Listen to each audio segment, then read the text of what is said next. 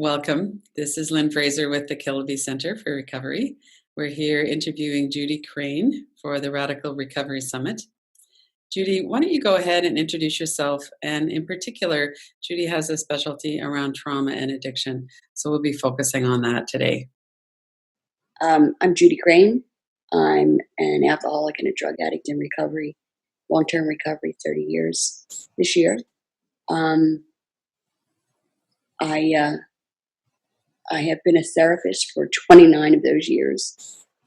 Amazingly, I think I probably was a therapist from the age of 3 or 4. But I am a specialist in trauma, and I've been doing the trauma work for most of my career, because it was very clear to me that trauma, life events, family history were the core of relapse. And so I guess the things that I'd like you to know about me the most are that I was blessed to be able to create 2 treatment centers that work specifically with trauma in relationship to addiction, all addictions, substance, process, behavior addictions, and have had really good success with that because we're working with the core as opposed to focusing on the addiction. We see addiction as the behaviors as coping mechanisms and soothing responses to trauma. And I'm really grateful to be on this program with so many extraordinary people who understand and really are in the forefront of making sure that we do something different with addiction treatment. We can't continue to do what we've been doing for so many years. And so I'm grateful to be part of that. Oh, it's wonderful to have you here. Scott Kiloby, when he started working with the summit right away, wanted to have you on the program. The Kiloby Center has always recognized that trauma needs to be worked with. But that's fairly recently. He's only had the center open for about 4 years. How did you get to understand that connection between trauma and addiction so much ahead of what a lot of people understand around addiction? Well, there's something in the way that I view the world. I think that is really important. I see a bigger picture. I see the whole vista, and I have always. I can see things beyond where we are in the moment, and so when I started working, when I got into recovery, I came in there with a lot of baggage, my own baggage, a lot of trauma that I didn't understand that was trauma. And when I say that to clients, that's one of the first things they say is that's trauma. Well, yeah, there are layers and layers of trauma, but I think that I was blessed to be able to be working with people who it smacked me in the face. I worked in the criminal justice system. There were men who were going back to prison if they didn't complete a program and find sobriety. And out of 20 men, there was an experiential program, with the Sheriff's Drug Farm in Palm Beach County. And I got to work in that when I didn't have a clue what I was doing, but I was paying attention to these men and helping them to transition from this amazing program, 13-month program, back into a case management situation in halfway house. And their stories were, absolutely unbelievable. And they were going to go to prison for the rest of their life if they didn't get recovery for things like robbery and possession and all those things that they were sending people to prison for back then. When what was going on is they were addicts trying to find relief. So I got to see that, and then I worked with pregnant and addicted women. Same thing. Pregnant and addicted, getting pregnant over and over again, just like I did, not being able to stop using, and then listening to their stories. And their stories were very similar to mine, except they didn't have some of the resources that I had. They didn't have family. They didn't have in-laws. They didn't have they, they didn't have some education, and I had some education, and so they kept going back over and over and over again. And then I got to work at this other beautiful place for women, 26 women, and they came from they were trust fund babies down to streetwalkers, but they had the same stories, just with different accoutrements. Some of them had lots of money and were in domestic violence situations or sexual abuse situations, and some of them had nothing. But the situation was the same. They kept relapsing over and over again. They felt incredibly horrible about who they were. They were walking around with guilt and shame for the things that had been done to them, taking on that blame, that moral injury. And I had a mentor who really supported what I was seeing, because she got it. She really got it. But I had the language for it.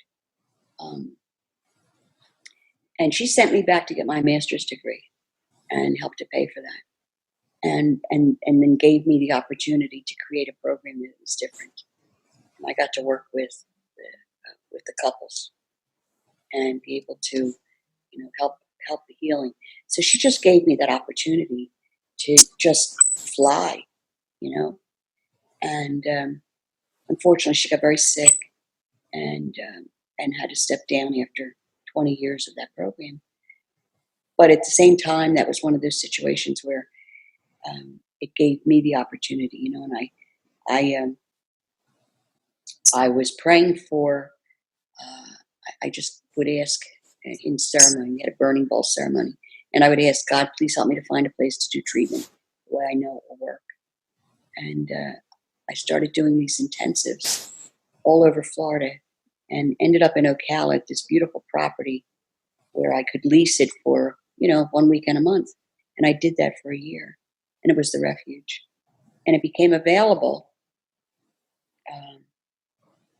And it became available, and a series of events happened that it was an opportunity where I got people who were willing to invest to create this program. And as a result of those retreats that we were doing, I could see that in really intense situations that we could get movement and release, and they were doing trauma work during these intensives. And so we made the leap, and we proved it. We proved that what we were doing worked. Right. We were busy from day one. And interestingly enough, places like the Meadows and Sierra Tucson, which back then, they were the only people, the Meadows, Sierra Tucson, and Life Healing Center were the only people doing trauma work, but they were doing it in short bursts. They were only doing it in 2-week sessions, 28 days, which wasn't going to be enough. And they started referring to us. Enormous numbers of people. The Meadows would send 10 people at a time. Yeah, we had this great partnership where our alumni were delighted to be Meadows alumni and Refuge alumni. People were dumped in my lap, and my eyes were open. So we were talking before we officially started the interview, about Dr. Gabor Mate and his understanding around trauma and compassion and treatment of trauma. And you also referred to a moment ago, people were surprised about, oh, that's trauma. Can you talk a little bit about that? How do you define trauma? How does all of that work? I tried to simplify the definition, because I wanted people to recognize, trauma is distinct to every individual. So what's traumatic for you, Lynn, is not necessarily traumatic for me. But then we have these layers of trauma. But so the way I describe trauma is that trauma is any negative event, series of events, or long, ongoing series of events that impacts the way you vision yourself and your place in the world, changes the way you see yourself. And And that happens really young for most of us. We're these delightful little children, hopefully, and then we're brought into the world, um, and things start happening. And sometimes we're not protected, and sometimes, more often than not, the people who are raising us really don't understand what it means to raise a child and the impact that their words or their actions have on us. So oftentimes the trauma is not purposeful. It just is. And when I saw Dr. Mattei, it was at a U.S. Journal conference, and I was speaking, but I don't usually get to go in and sit in on my colleagues very often, and when I do, it's limited. I went to everything that he presented that day. I saw him, and I was blown away because I had had dinner with Bessel van der Kolk. I had had dinner with Christine Quidwell, and I have had conversations with them, and they both told me that they know everything there is to know about trauma. They know nothing about addiction, and were willing to say that. Christine said to me when she worked for Elements, Judy, I'm so excited. I said, well, I'm so glad that we're getting somebody who understands trauma. She said, but I don't know anything about addiction. And I said, I think I need to help you there, because it's really important. But Gabor knew everything, and he got it. Relapse is created as a result of unresolved trauma. And it was just validation for 20 years of work at that point that someone with real heft and weight in the industry was validating the work we were doing. It was like, and I wanted to go grab him and say, I'm doing that. I'm doing that. And I haven't had that opportunity yet. I got him to sign a book, but I haven't had the chance to say, I'm doing this. I want you to know I'm doing this. And perhaps I will. One of the things that he's really clear about too is that addiction should not be criminalized, that treatment needs to happen in a non-criminalized environment. Can you speak about that too in terms of the work that you do and who you work with? Well, initially, the first people that I worked with were those men who were going to go to prison. They were considered 3-time losers. And as I said, they were in prison and chosen for this program. There were 20 men that were chosen for this program because they had, number one, identified as addicts. And 3-time losers for things, like I said, robbery, possession, dealing. They weren't the cartel. They were street dealers. And they were going to go to prison for life. If they finished the program, if they finished this sheriff's drug farm program of 13 months and stayed sober, they were still going to be on probation, all of them, for the rest of their life, which meant, you relapse or mess up and you're going to go back to prison anyway. And they were addicts, every single one of them with a trauma story that was painful. And if I can just tell one quick story, in my first marriage, my husband was my soulmate, but he was also my partner in addiction. And when I was 27, I came to after a night of using him, and he had overdosed in the bed next to me.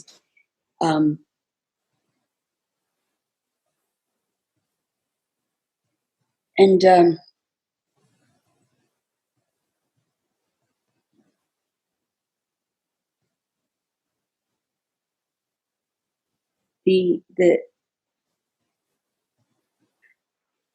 pain of being in that marriage was that this beautiful man with this beautiful soul was capable of incredible violence under the influence of some drugs. And I knew which drugs. crystal meth and barbiturates. And the next thing I would know, I would end up in the hospital with broken bones and shot or stabbed and those kinds of things. And the pain of it was being able to see who he was and know that this was not, this was not him. So in any case, when I first started working with those men, I was asked to go in to, there was a specific jail cell where they were waiting to be accepted into this program. And it was a magnificent program with all the right, the sheriff had the right heart at that time to understand this. So they asked me to go in and tell my story. So I went in to the jail cell and I started telling my story. And in the midst of telling my story, I told about being a battered wife for those, for 5 years. And then that battering stopped as a result of a gift. But I turned around and there were 3 men in the cell who were crying. And after I finished speaking, they came to me because I told them, I was a woman who was using a different drug with each baby. They had been children of mothers of addiction, that I had been battered, and they had been people who had grown up in homes with domestic violence and then became their fathers. They had been men who left their children. And their hearts were as deep and as in as much pain as mine was, but they were in jail. And they were as good men as could possibly be, but they were in jail. They were in jail for their behaviors. They were in jail for their addiction. And I know that working with them and having a heart with them, I know that it made a difference. Because over the years, several of them stayed in touch with me. That may have been the first time some of them had ever had a heart connection with somebody who wasn't shaming them and stigmatizing them. Yes. And 2 of them are therapists. Wow. Working in Palm Beach County. Extraordinary when I think about it. That's extraordinary. And that was in 1994, 95. So they've been sober a long time now, too.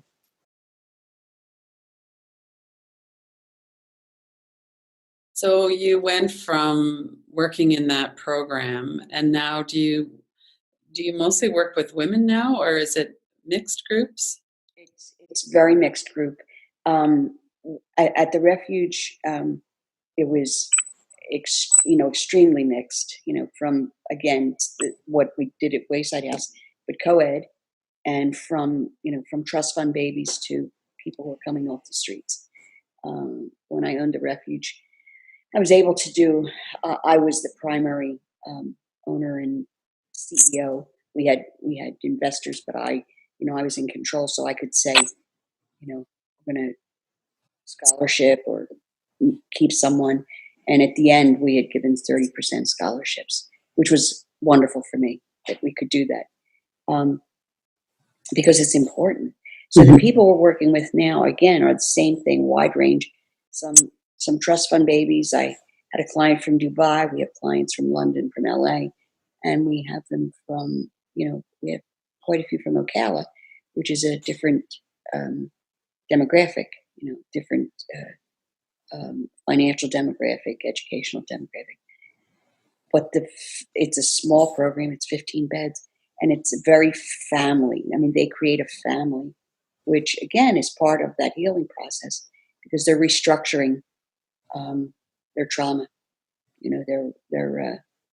They're facing it, looking at it, having some resolution, addressing their behaviors, self-soothing. Because every one of them, there is not just substance. Never, ever, ever just substance. There's always a process addiction or a behavioral addiction in there.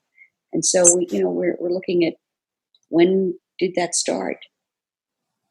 And there's something that I've been using when I speak that just recently, I had this revelation as I was standing on stage talking about soothing behaviors. And I said, You know, I can recognize the first soothing behavior that I had, and it was a sugar sandwich.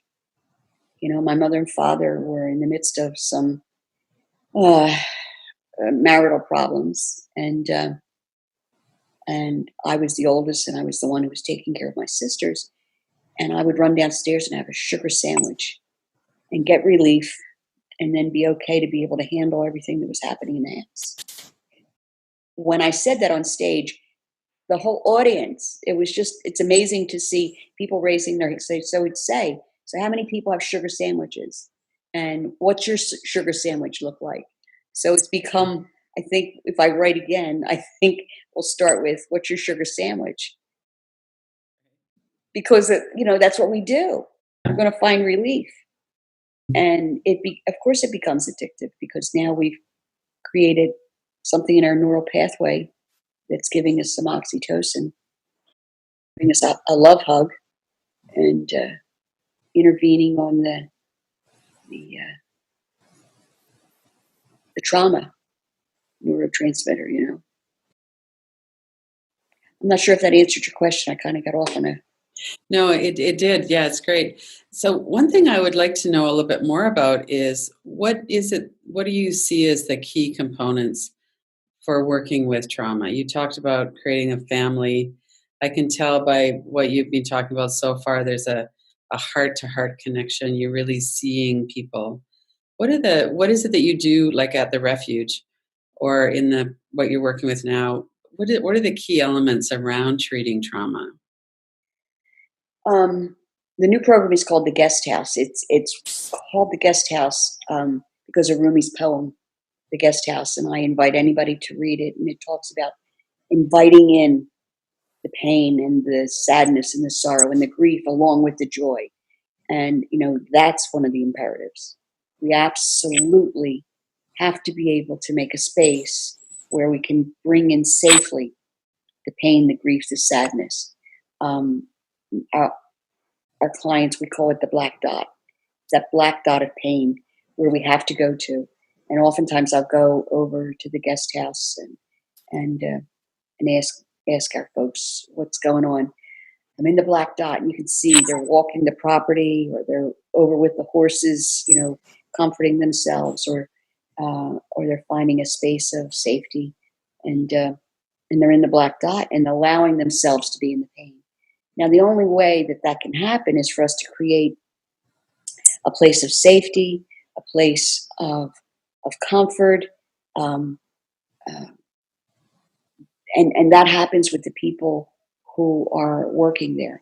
Now, most of the people who work for me have been in treatment with us at one time or another, and they usually are the clients who have been with me 2 or 3 times. They're the ones that were most difficult, if you want to frame it that way. Mhm. It and I love it, because what has happened to them is this incredible miracle of coming back 2 or 3 times to treatment with us after maybe being in treatment 10 times somewhere else, and being able to have that process happen. So now they're working with our guests. We call them guests, and they've got it. They know. So we're creating the energy in treatment by having people who are loving and compassionate. The number one rule is that we never give up. And the staff are people who we never gave up on, and we don't. And they can say that to our guests, you may not get it this time, but we're not going to give up on you. We're going to call you. We're going to email you. We're going to be on the phone with you, repeatedly. Give up on you. So we're not going to let you give up on yourself. But there cannot be judgment. Because you're going to hear the stories, as you know, and sometimes the stories, as deep as my trauma story is, there are trauma stories that just take my breath away. And at that point, I'm always going to say to a client, how amazing that you survived that. And that's the beginning of being able to give someone a place to know that they have some resilience. So we have to be able to help our clients recognize how resilient they really are, that they've survived what they've survived. But we can't judge. And the minute someone tells a story and your face reflects fear, terror, or judgment, they'll stop. They'll close down.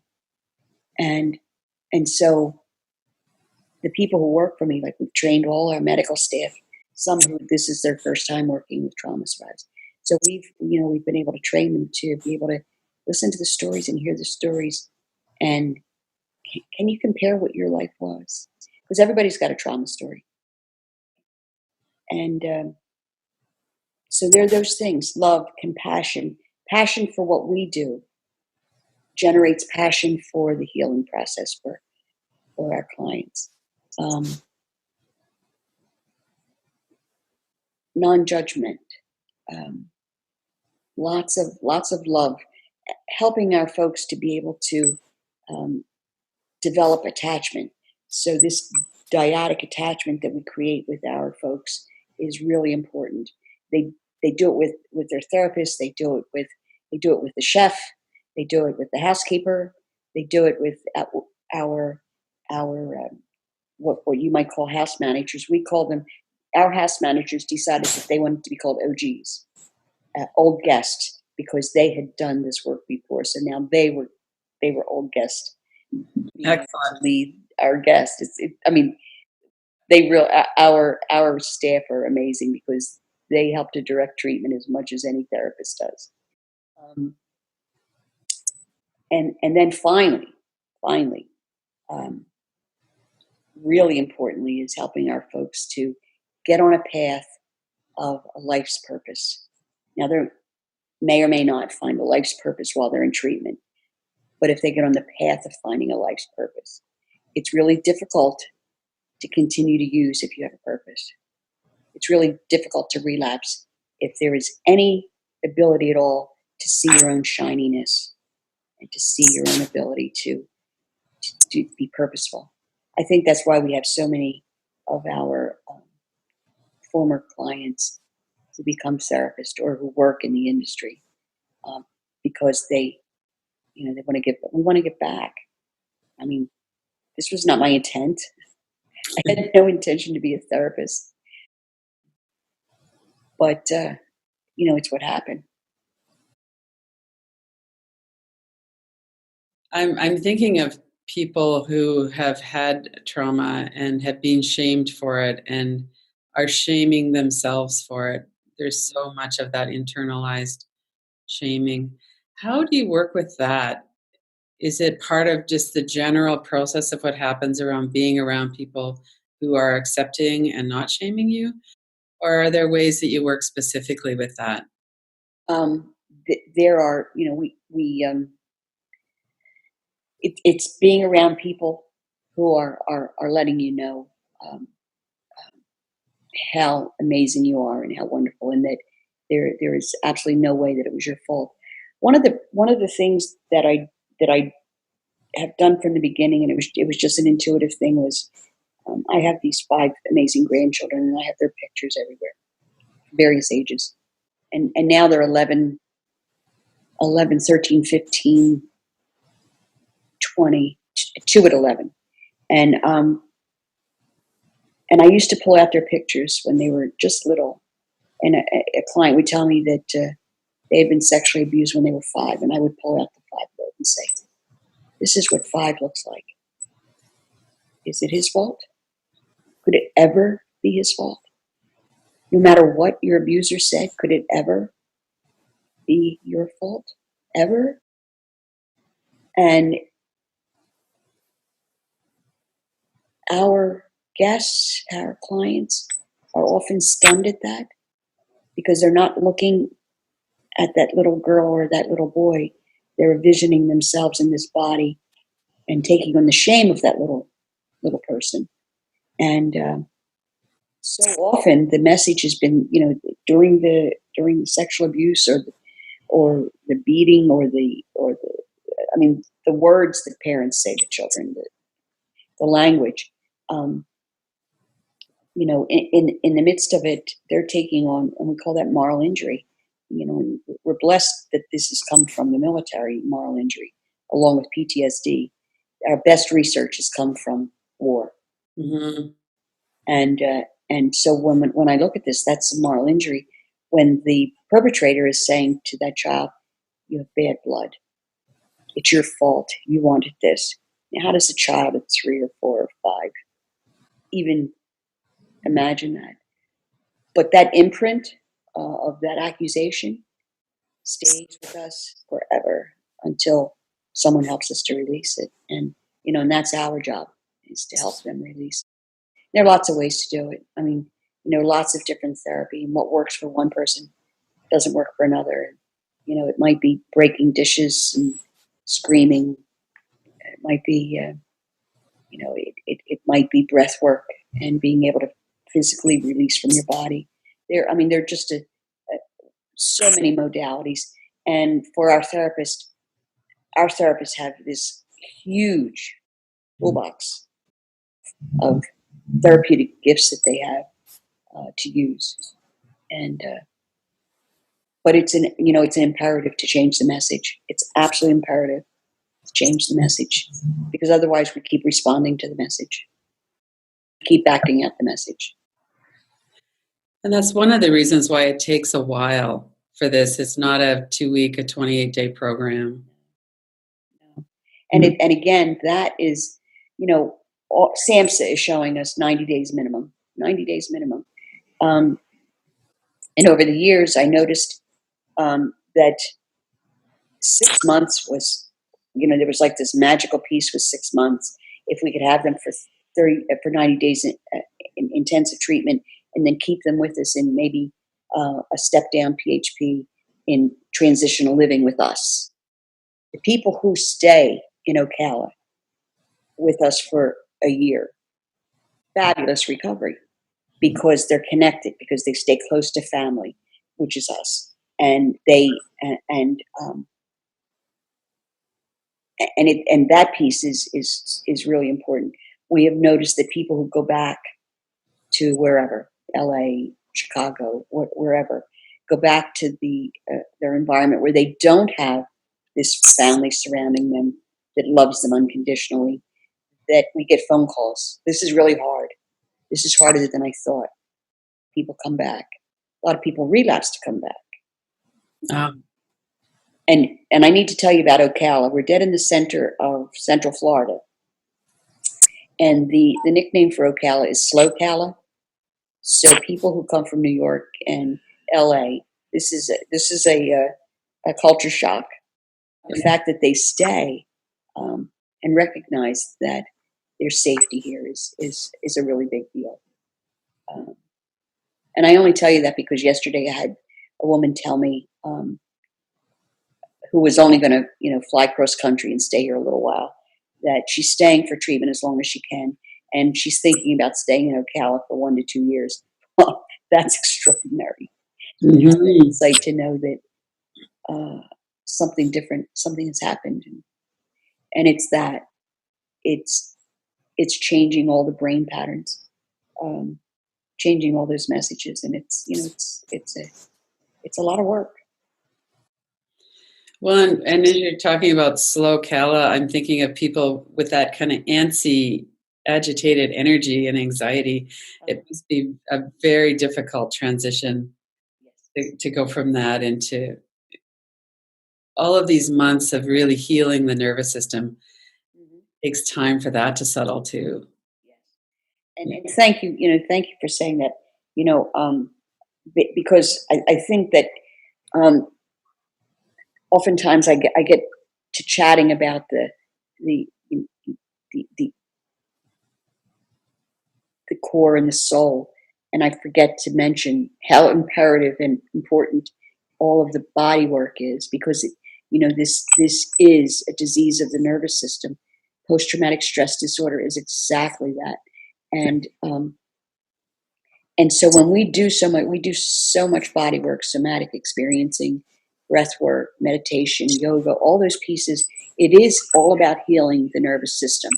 One of the things that we use quite a lot, and I am a huge proponent of neurofeedback and cognitive repair, and we do that with we have a brain mapping that we can do here if the clients are willing, if the families are willing, and being able to brain map and see exactly how the brain has changed, and how we can help to repair it. And we have two wonderful programs, two different neurofeedback programs, and one is a cognitive repair program, and it's been incredibly successful, doing exactly that, changing the neural pathways and which changes the behaviors, which changes the messages, and so again, it's just so there's so much involved in healing PTSD, because we have to do it in all the ways,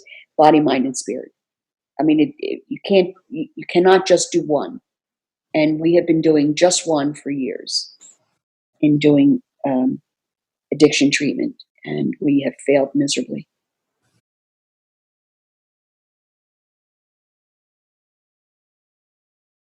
It's clear that there's a holistic model that needs to happen in order for the complexity of addiction to be dealt with. How do you work with the multiple addictions that people have? You talked about substance as well as process and behavioral. So are you abstinent in some? You require that in some, but not in others? How do you work with that whole stream of how that all flows together? We work with them all at the same time. Okay. So, for instance, at the moment, we have a gentleman who has an enormous eating disorder, and came to us really over 600 pounds, and we were able to take him. Number one, because he was physically capable of experiencing our program, but at the same time, because he was absolutely aware that his eating disorder was a direct result of a traumatic childhood, and he even had some insight into what the work was going to look like. And he made a commitment from the beginning, that he was going to be there 90 days, was willing to stay 6 months, was willing to stay as long as he can, and we already knew that it wasn't just eating. There was no substance, but there is a huge sex addiction involved, and so we're working with all of it, and no clients, particularly with process addictions, you're going to deal with that almost throughout the whole time folks are in treatment. You're going to watch how the process addiction stays active for a period of time, because you're opening up to trauma, sugar sandwich, and being able, for instance, to train our psychiatrists to recognize that, so that they don't get panicked and medicate everybody's feelings. Right. Right. So we're working with several relationships, sex addiction, eating disorders, all at the same time. So we've got the overeater and the anorexic, along with everybody else, and we can do that because, number one, we're small, and but what we have is we have experts in all those areas. So I have several CSATs, myself included. My son is one of the best in the country. We have one of the best eating disorder therapists, and we all work together as a team. So everybody has been trained in all of those process addictions, as well as trauma, as well as substance, and then we have the people who are the experts. But if you don't, when our substance abusers come in, there is always something else, and relationships are usually the piece where relapse happens. And if you don't do the work around that, what you're going to find are your folks are going to relapse in their process. And if you don't identify that for them, then the relapse almost shocks them, Well, I was doing my program, and I was going to a meeting every day. I Hmm. wasn't using. Um, I was talking to my sponsor. I was doing my step work. I don't understand what happened.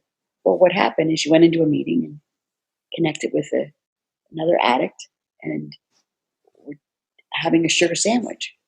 And and if you don't do that work while they're in treatment, it's an inevitable piece because it's a piece of trauma work.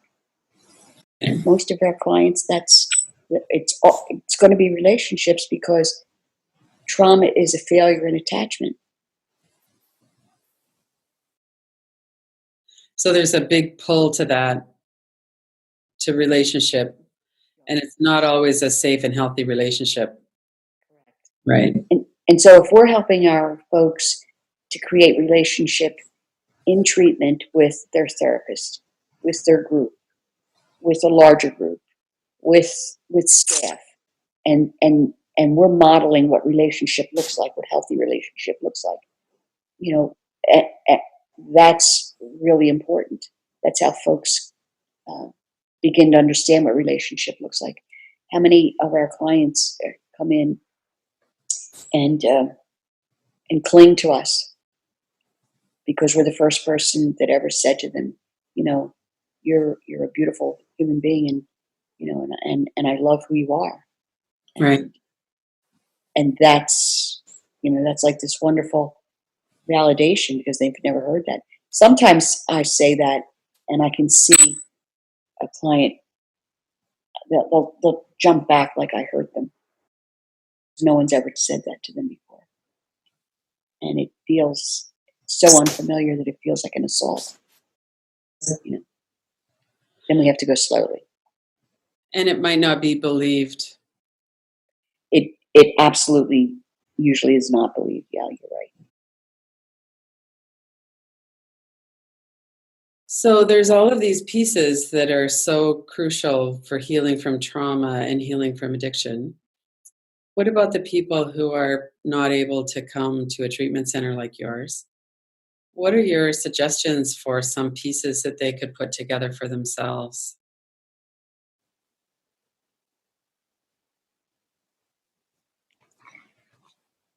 Well, what I have done and what is happening all over the country now, because I've done a lot of trainings.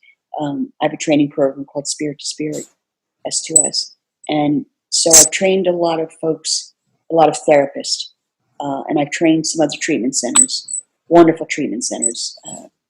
Capstone, which is an adolescent program for young men, Ascend, which is a program in Utah, um, Augustine Recovery, which is in up here in Florida. Um, where else have I trained? Red Oak. So those programs now are doing intensives, like I was doing. So 5-day, 10-day intensives. They're bringing in family. They're bringing in folks who don't have the money to go to treatment, but might have the ability to come into an intensive. And many of those folks are doing scholarships, like I do, trying to bring people in. But this whole country, never mind the country, the whole world is in a trauma reaction, and I don't know what the answer is to that. Um, there are days when I want to get on a plane and fly to Syria and and hold those babies. It's just I don't know what the answer is, except that the more people we train, the more people who do their trauma work, that there's a synergy that happens. And I see it happening because our clients, our guests go home and they impact the people in their lives. They help to facilitate change. I am excited when I go into 12-step meetings in Ocala. When I first used to come to meetings here in 2003, I would go in and there were certain old timers that would look at me and just be, I could see there was anger. And they would say things in meetings like, you don't work on trauma till you're 5 years sober. And my response was, people die in 5 years if they don't do their trauma work. But, or they would say, I've been a trauma victim and I'm sober 20 years. And there was a lot of displaced anger when I would walk into a room, and it's not that way anymore.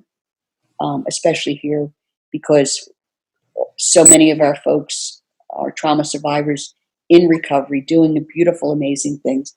And I was just telling a friend of mine that there's this old timer who's really my age, but he's an old timer, and I had been going to a meeting at noon that he goes to, and for the first time since I opened the program in 2003, he has come down and patted me on the shoulder and said, "Judy, how you doing?"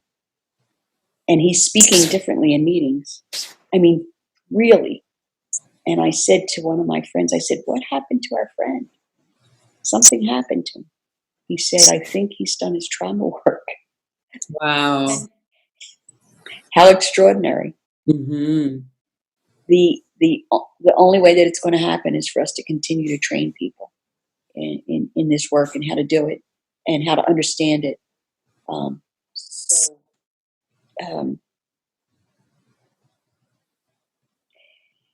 So I had heart surgery. I told you that, and I was in the hospital, and after the surgery, and I had wonderful surgeons, really wonderful surgeons, and just with the best bedside manner, kind and considerate. And they saw my book. Somebody brought my books, and he asked me about it. And it's called The Trauma Heart. And I told him what it's about, and I said, how much education did you all get in addiction? He said none.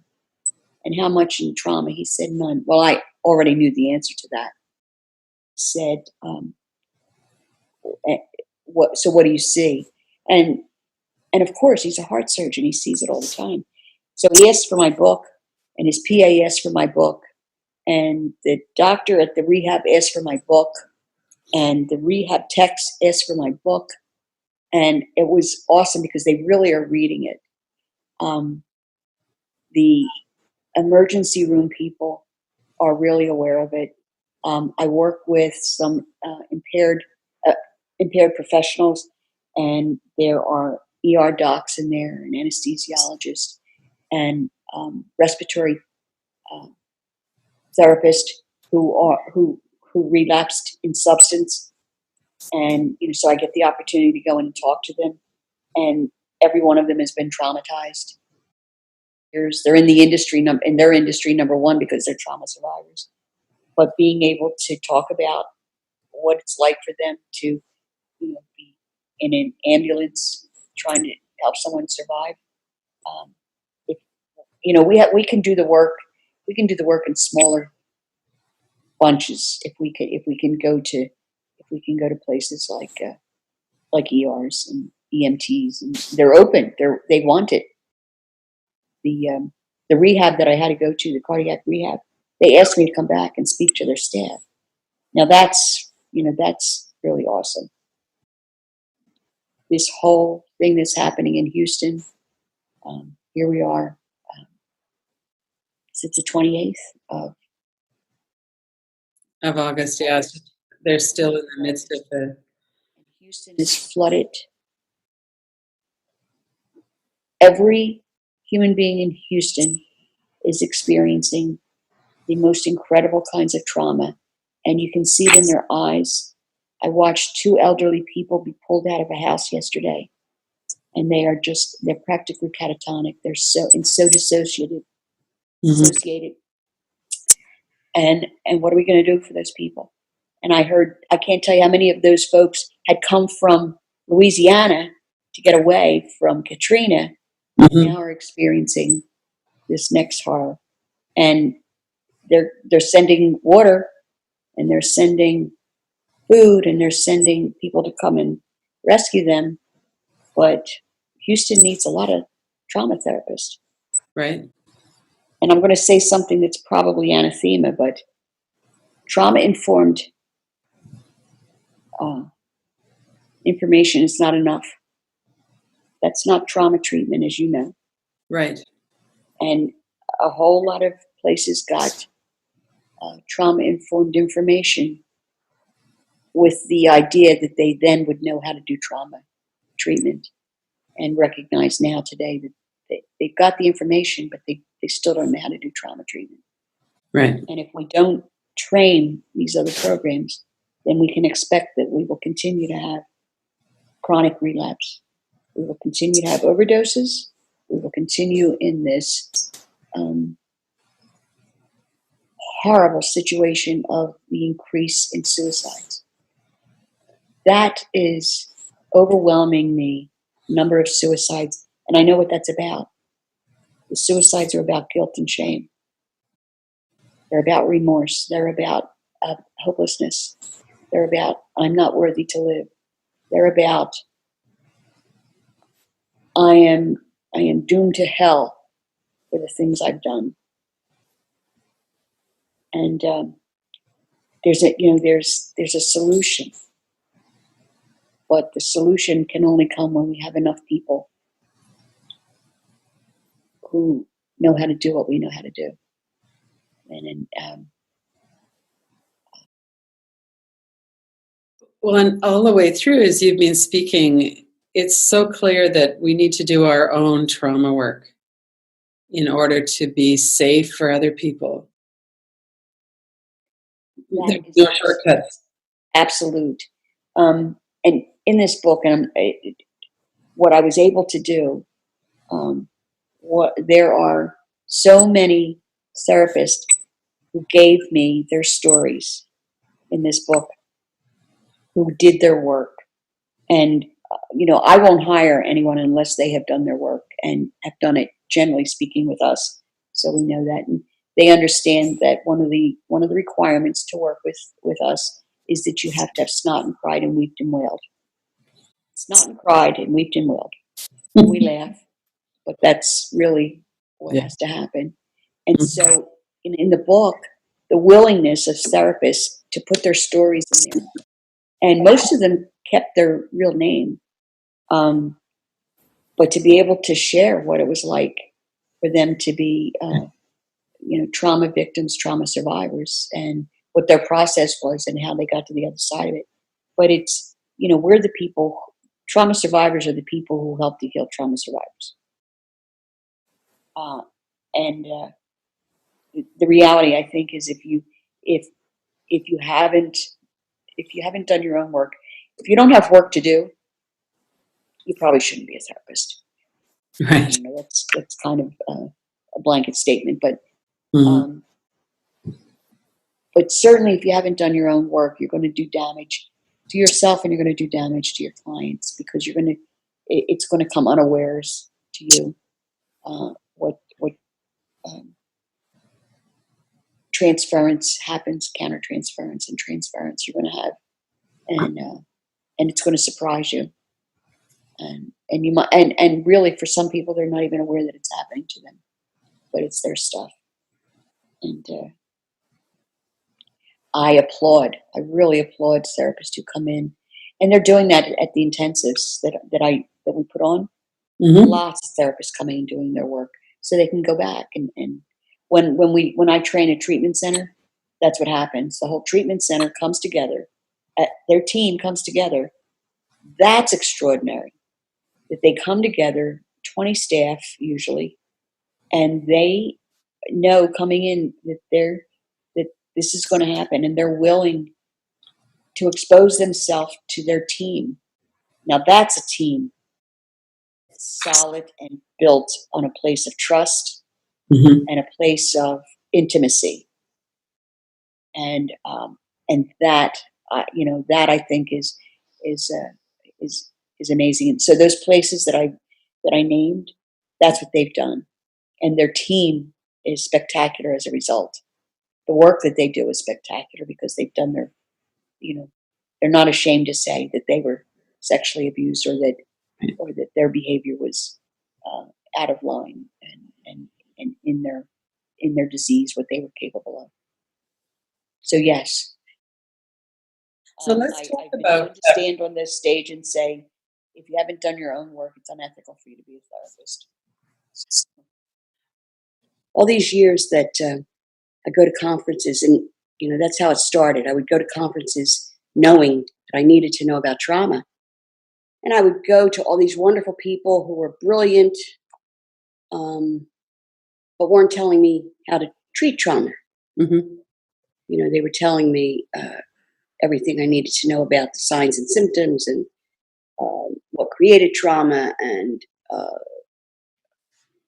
the only one that was Peter Levine, and I knew that it wasn't enough for addicts. But when I heard Gabor, it was just extraordinary,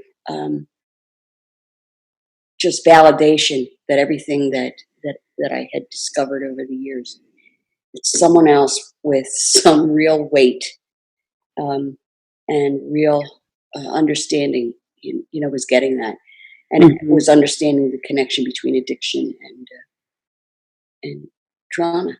Mm-hmm. And I have a background with trauma, and a lot of the people I work with are people with trauma as well. And Scott, when he started the center, realized right away that that needed to be trauma first. You can't treat the addiction without treating the trauma. We got the opportunity to do something that other people weren't doing. Um, when I worked when I first started. I was an addict who just didn't believe for a minute that I was ever going to get sober.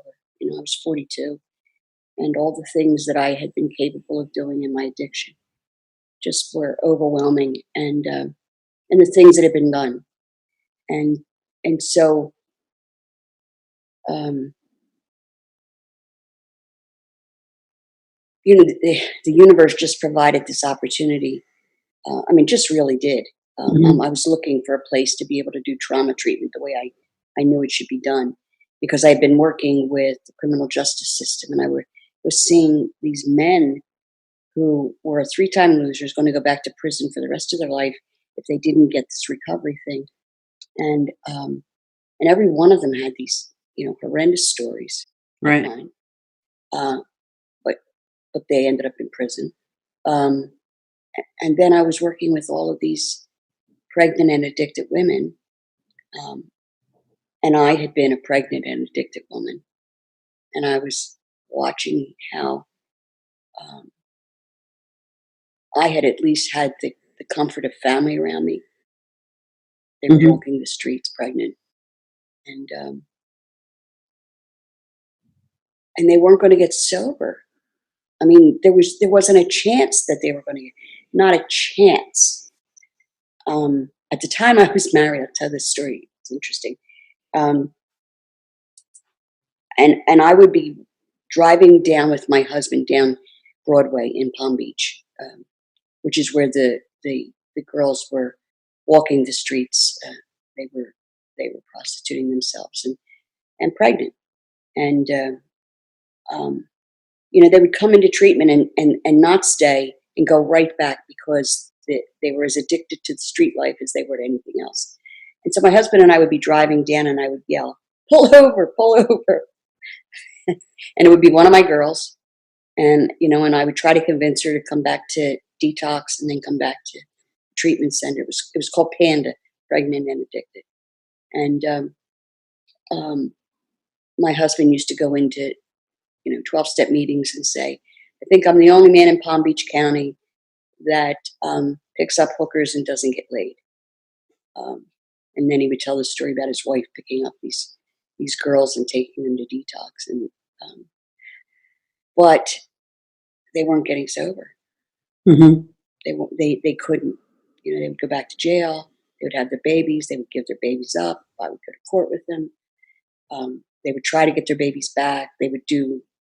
Very few of them would do the next right thing, which Mm-hmm. that was me. Um, and then I started working at this beautiful program in Palm Beach County, at Wayside House in Delray. And I had this mentor there, Phyllis Michael Felder, and she was just the most extraordinary woman. She came from Palm Beach aristocracy. She knew those people there. She used to go and metaphorically knock on their doors and say, okay, you're sober now. It's time for you to, to help some other people. And she would get donations for them and keep that program running. And we would be able to keep women there for a long time, minimum of 3 months.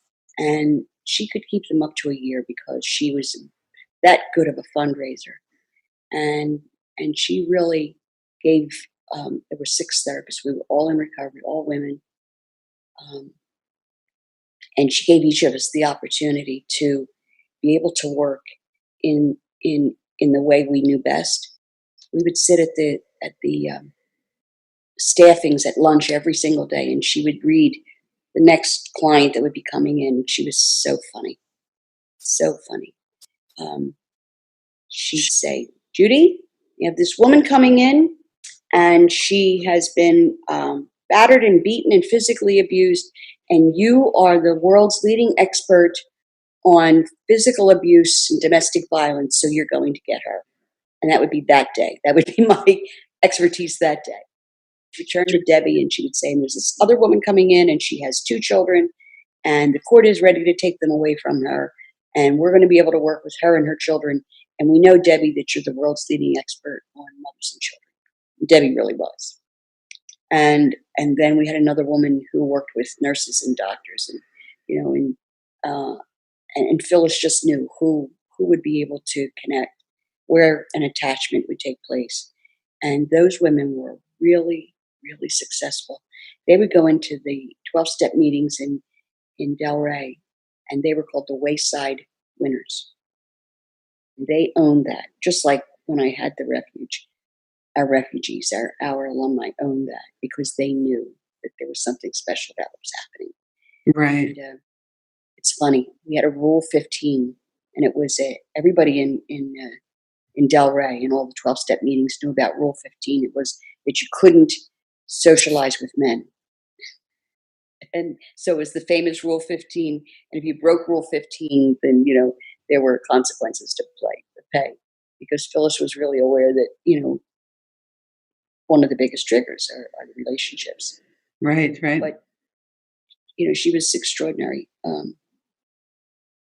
It sounds wonderful. The subtitle of your book, do you want to just say that quote and what that means to you? The title is The Trauma Heart, and the subtitle is We're Not Bad People Trying to Get Good, We're Wounded People Trying to Heal. And that was one of the, there's a story about that. The first time I went to treatment, I was in treatment twice, and the first time I went to treatment, it was in 1986, and I didn't know very much about AA, and even in 1986, there weren't a lot of women in AA at the time. So I was admitted to a treatment center in a forest in New Jersey, and it had been a treatment center for priests initially, and so my first night there was a speaker meeting, and the woman who was speaking, well, let me back up. As I'm walking in the door, I have all these, enormous numbers of secrets that I was never going to tell, ever. The same call that so many of our trauma survivors have, I was going to go to my death with the secrets, and just consumed me. The phrase I used the most back then was "I'm sorry." I would bump into a chair or bump into a wall and say "I'm sorry." It was everything, and so this woman speaker, she was sharing her story and all of the things. And and we say this all the time in 12-step recovery. Someday you're going to hear your story, and she was all the secrets that I had. She was telling, the things that had happened with me as a mother, the things that had happened with me as a wife, as an addict who did criminal, illegal, immoral, unethical things she had done. And at the very end of her speaking, she said, We are not bad people trying to get good. We're sick people trying to heal. And I have changed that over the years. But that statement made it possible for me to come into recovery. Now, I relapsed after treatment because I took a boy home. But that famous relapse situation. But the next year I got it. But it was that statement that made it possible for me to believe that I could go in and tell my story, which I did at the next treatment center.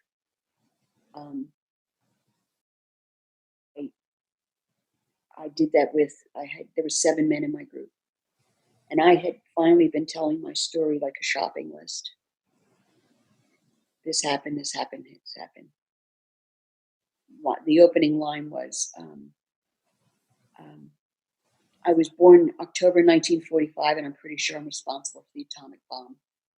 And because that's how much guilt and shame. And then I just listed all these things that had happened in my life, all the things that I'd done, all the things that had been done to me.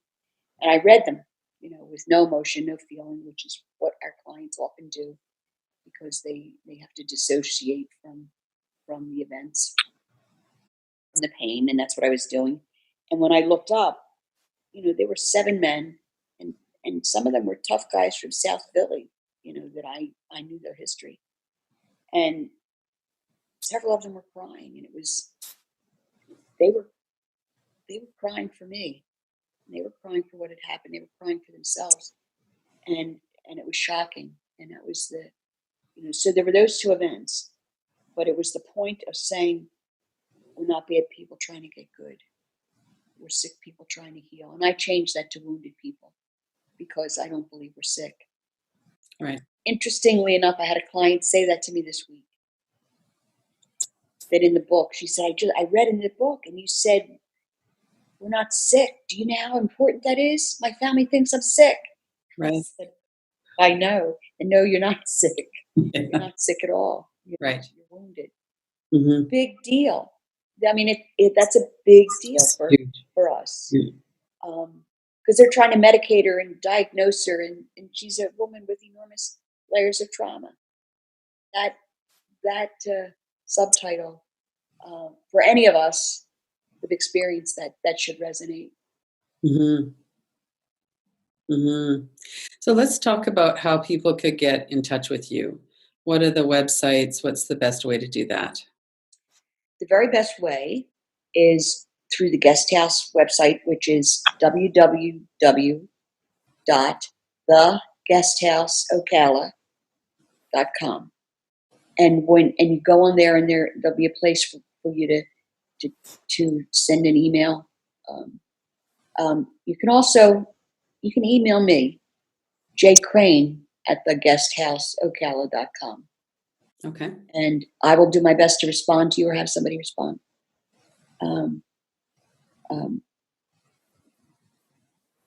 And if you go to the website, I believe there's some other places that I believe will give you some resources as well. Mm-hmm. And what about professionals? What about professionals for your training? Yes. We have the Spirit to Spirit website as well for trainings. And I have a wonderful assistant, and her name's Kat Cross, and her title is Director of Creative Possibilities. That's wonderful. Yeah, she sets up the trainings, and she sets up the intensive. So that should be on both of those sites as well. I think, if I'm not mistaken, I believe the Guest House will also take it to the Spirit to Spirit site. And and we can also direct you to some other intensives that other people are giving. Right. And fortunately, a whole lot of people that I've trained are doing them all over the country. I have a wonderful man who's in Portland who's doing them in the Pacific West Coast. I have a young man who's in LA and another woman in LA, and they're doing intensives, and we're doing them in Arkansas. So we're trying to spread that gift around. Is there anything that you haven't said that you wanted to say before we finish? I guess if you're listening to this and there's pain in your heart and you have some secrets, um,